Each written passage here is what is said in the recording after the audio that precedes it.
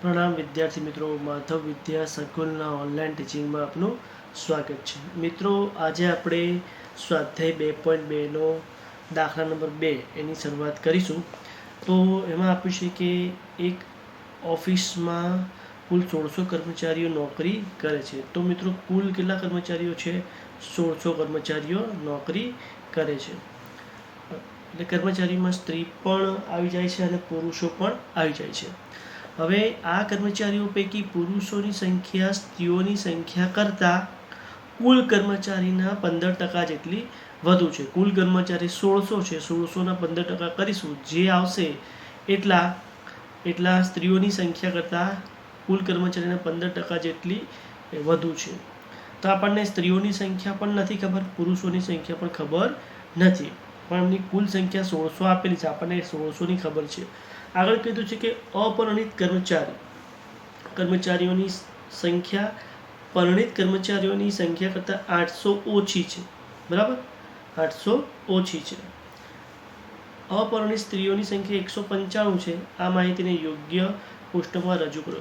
તો મિત્રો, અહીંયા આપણને બે પ્રકારના ગુણધર્મો આપેલા છે, બે પ્રકારના ગુણધર્મો, એક જાતિ છે, જાતિ, અને બીજું છે વૈવાહિક દરજ્જો। તો જાતિમાં બે છે કે પુરુષ અને સ્ત્રી, અને વૈવાહિક દરજ્જોની વાત કરીએ તો પરિણિત અને અપરિણિત।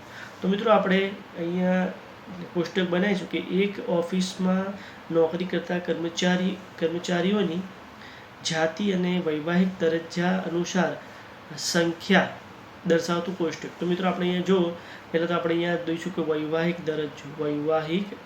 દરજ્જો તેમાં બે છે કે પરિણિત અને અપરિણિત, અને છેલ્લે છે કુલ। અને જાતિની વાત કરું તો એમાં પુરુષો અને સ્ત્રીઓ, અને કુલ તો આવે જ। ઓકે, તો આપણે રકમ વાંચીએ।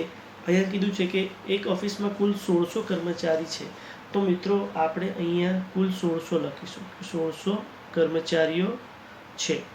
ઓકે, 1600 કર્મચારી છે એટલે ઓફિસમાં કુલ 1600 કર્મચારી છે। અહીં આપણને કીધું છે કે નોકરી કરે છે આ કર્મચારીઓ પૈકી પુરુષોની સંખ્યા સ્ત્રીઓની સંખ્યા કરતાં કુલ કર્મચારીના 15% જેટલી વધુ છે। હવે અહીં સુધી આપણને આપેલી છે, તો આ બંનેમાં સ્ત્રીઓ અને પુરુષો બંનેની સંખ્યા આપણને આપેલી નથી। તો આપણે અહીંયા ધારણા કરવી પડશે કે ધારો કે સ્ત્રીઓની સંખ્યા x, ધારો કે સ્ત્રીઓની સંખ્યા બરાબર આપણે x ધારીશું, બરાબર। તો પુરુષોની સંખ્યા માટે પુરુષોની સંખ્યા શું થાય? શું કીધું છે કે સ્ત્રીઓની સંખ્યા કરતાં કુલ કર્મચારીના 15%, તો સ્ત્રીઓની સંખ્યા કરતાં એટલે પ્લસ કુલ કર્મચારીઓ કેટલા છે? તો કે 1600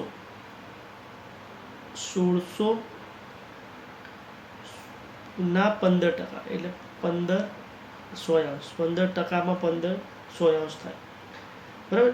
એટલે મિત્રો, આ થઈ પુરુષોની સંખ્યા થઈ, અને આ થઈ સ્ત્રીઓની સંખ્યા। આ બંનેના સરવાળા બરાબર આપણે કેટલા કરીશું? 1600 થશે। તો જોઈ લઈએ, અહીંયા જોઈ લઈએ, માટે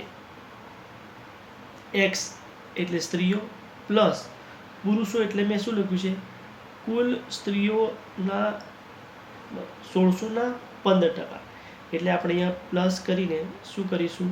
1600ના 15% આપણે કરીએ તો 240 થાય છે। તો આ સ્ત્રી પ્લસ આ પુરુષ બરાબર 1600 આવું થશે, બરાબર, યાદ રાખજો। તો આ સ્ત્રી છે, આ પુરુષ છે, અને બરાબર સરવાળો 1600।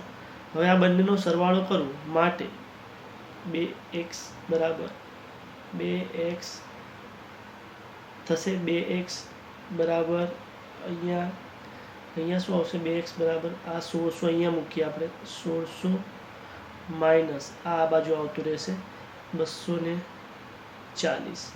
તો મિત્રો, આપણે 2x બરાબર કેટલા થાય છે? તો 2x બરાબર 1360 થશે। માટે x બરાબર કેટલા થશે? x બરાબર 1360/2 સો x બરાબર આપણને મળશે 680, બરાબર. તો x બરાબર આપણે શું ધારેલું? x બરાબર આપણે મિત્રો સ્ત્રીઓ ધારી હતી, તો આપણને આ મળી સ્ત્રીઓ, બરાબર. સ્ત્રીઓ મળી, તો સ્ત્રીઓની સંખ્યા 680 મળી. તો એ જે 680 છે આપણે ક્યાં લખીશું? અહીંયા જો સ્ત્રીઓની સંખ્યા આપણને કેટલી મળી? 680. ઓકે. હવે પુરુષોની સંખ્યા, તો પુરુષોની સંખ્યાનું સમીકરણ આપણે આ બનાવ્યું. આ સ્ત્રીઓ હતી પ્લસ આ પુરુષો હતા, બરાબર. તો પુરુષોના સમીકરણમાં આપણે આ એક્સની કિંમત એટલે કે સ્ત્રીઓની કિંમત મૂકીએ તો પુરુષોની સંખ્યા બરાબર, હવે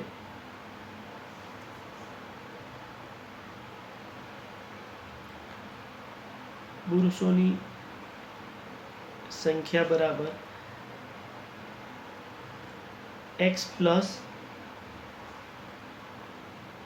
એટલે x પ્લસ 240 તો હતા જ, તો એક્સની જગ્યાએ હું શું મૂકીશ? અહીંયા 680 પ્લસ 240 બરાબર કેટલા થશે? 920, બરાબર. તો આ મને મળ્યા પુરુષોની સંખ્યા, આ મને મળ્યા. તો પુરુષોની સંખ્યા હું 920 હું અહીંયા મૂકીશ. અને મિત્રો આમ પણ જુઓ 900 અને 600, 1500, 1500 ને 1600, એટલે આપણને આ મળી જાય છે. આગળ એટલે આપણે અહીં સુધી આપણે પૂરું કર્યું, બરાબર. અહીં સુધી આપણે અહીંયા બંનેની સંખ્યા મળી નાખી. હવે આગળ વાંચીએ કે અપરિણિત કર્મચારીઓની સંખ્યા પરિણિત કર્મચારીઓની સંખ્યા કરતાં 800 ઓછી છે. તો ધારો કે અપરિણિત કર્મચારીઓની સંખ્યા x છે, તો આપણે અહીંયા ધારીએ, ધારો કે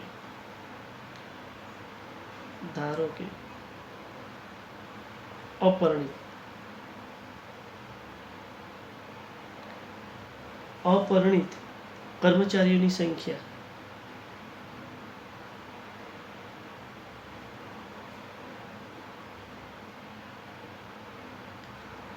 કર્મચારીઓની સંખ્યા x છે.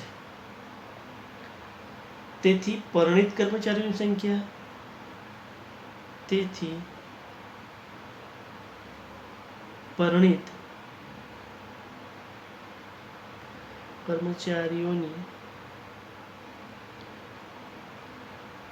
પરિણિત કર્મચારીઓની સંખ્યા કેટલી થાય?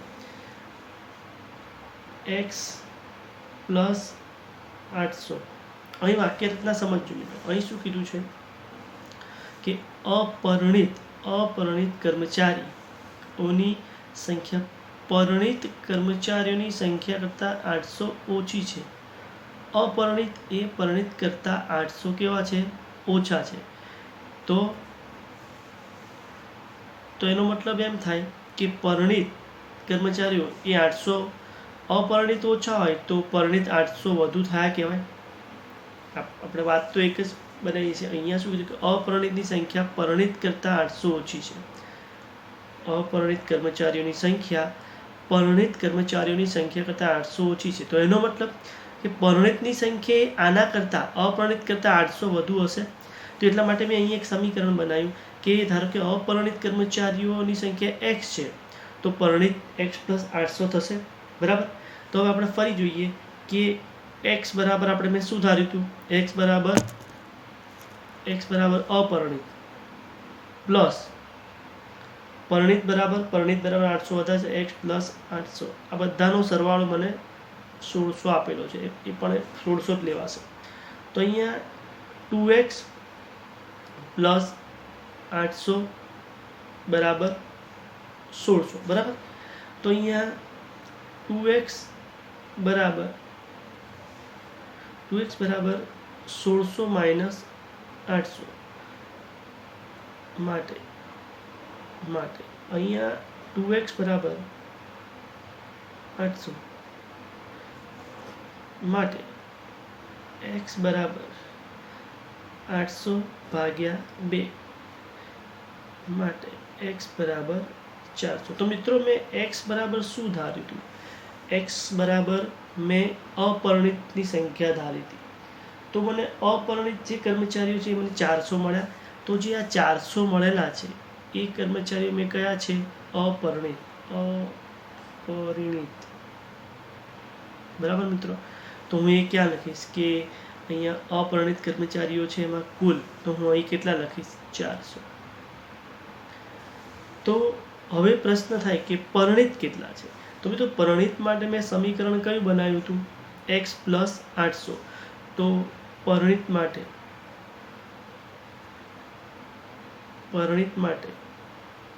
સમીકરણમાં કિંમત મૂકતા એટલે x પ્લસ 800. એક્સની વેલ્યુ મને મળી છે કે x બરાબર 400 પ્લસ 800 બરાબર 1200. એ મને શું મળશે? પરિણિત. તો હું અહીંયા 1200 મૂકીશ પરિણિતમાં. અને મિત્રો અહીંયા જો 1200 પ્લસ 400 બરાબર 1600 અને 920 પ્લસ 680 બરાબર 1600. એટલે અહીંયા આ વસ્તુ પણ આપણે પૂરી થાય છે. આગળ કીધું છે 800 ઓછી છે. અપરિણિત સ્ત્રીઓની સંખ્યા 195 છે. હવે અહીંયા જોઈએ કે અપરિણિત સ્ત્રીઓની સંખ્યા કેટલી છે? 195. તો હવે મિત્રો આપણે અહીંયા ટેલી થઈ શકે કે આ જે 400 છે એમાંથી હું 195 બાદ કરીશ. બરાબર મિત્રો. તો અહીં મને કેટલા મળશે? એટલે કે આ બંનેનો સરવાળો 400 થાય. તો હું અહીંયા 205 મૂકીશ ને, 205 એટલે આ બંનેનો સરવાળો 400 થાય. તો જો 200, 300 અને 400. મિત્રો અહીંયા એવી રકમ કે આ બંનેનો સરવાળો આ છે. તો હું અહીંયા કેટલા મૂકીશ? 920માંથી હું 205 ને બાદ કરીશ ને એટલે મને 715 મળશે. જો મિત્રો 700, 900, 920 મળી ગયા. હવે મિત્રો અહીંયા 680માંથી 195 બાદ કરું તો 485 મળશે. અથવા હું શું કરું? 1200માંથી 715 બાદ કરે તો 485 મળશે. તો જો 715, 485, 1200, 205, 195, 400. હવે ઊભો જોઈએ 715, 205, 920, 485, 195, 680, 1200 પ્લસ 400, 1600. તો મિત્રો અહીંયા આપણે તમારો આ દાખલાને આપણે પૂર્ણ કરીએ છીએ. તો તમારે હોમવર્કમાં મિત્રો દાખલા નંબર જે 4 છે, જે સ્વાધ્યાય 2.2નો દાખલા નંબર 4 એ તમારે હોમવર્કમાં લખવાનો રહેશે. પ્રણામ.